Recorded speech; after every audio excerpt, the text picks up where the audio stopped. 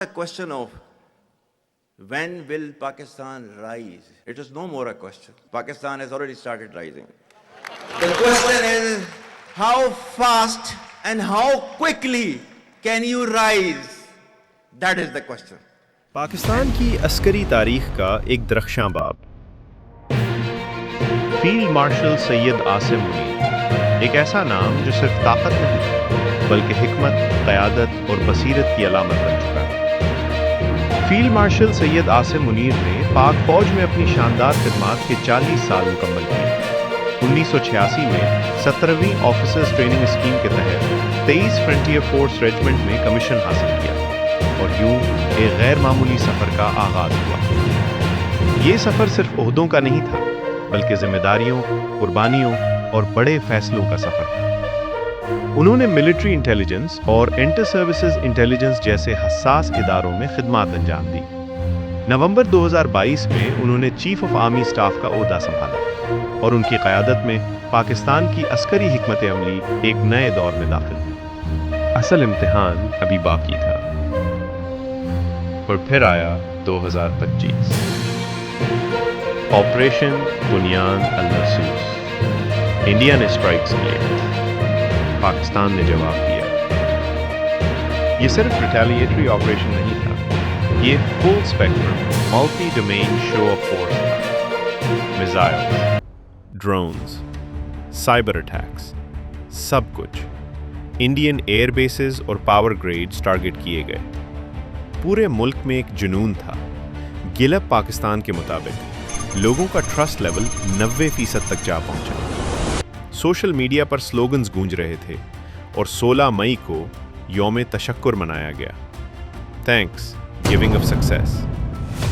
اسی پس منظر میں کیبنٹ نے مئی 2025 میں جنرل سے فیلڈ مارشل پروموٹ کر دیا. فیلڈ مارشل عاصم منیر نے یہ اعزاز خود کمایا، گراؤنڈز پر آپریشن اور حقیقی کامیابیوں کے ذریعے. اسی لیے لوگ کہتے ہیں یہ پاکستان کا پہلا حقیقی فیلڈ مارشل ہے. اسی دوران خطے میں کشیدگی میں مسلسل اضافہ ہوتا رہا اور پھر جنوری 2026 کے آخر میں بلوچستان میں منظم دہشت گرد حملوں نے صورتحال کو سنگین بنا دیا. یہ ایک کڑا امتحان تھا. ایسے میں فیلڈ مارشل سید عاصم منیر نے فیصلہ کن قیادت کا مظاہرہ کیا اور ان کی نگرانی میں شروع کیا گیا آپریشن عزم استحکام. اس آپریشن کے ذریعے دہشت گرد نیٹ ورکس کو نشانہ بنایا گیا اور ملک کے اندر امن کی بحالی کے لیے مؤثر اقدامات کیے گئے.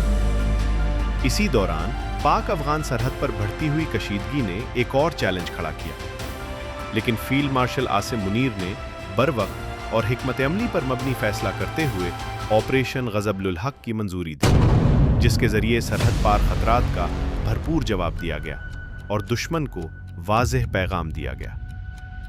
لیکن اصل امتحان ابھی باقی تھا. 2026 میں ایران اور امریکہ کے درمیان بڑھتی ہوئی کشیدگی ایک بڑے تصادم کا خطرہ بن چکی تھی.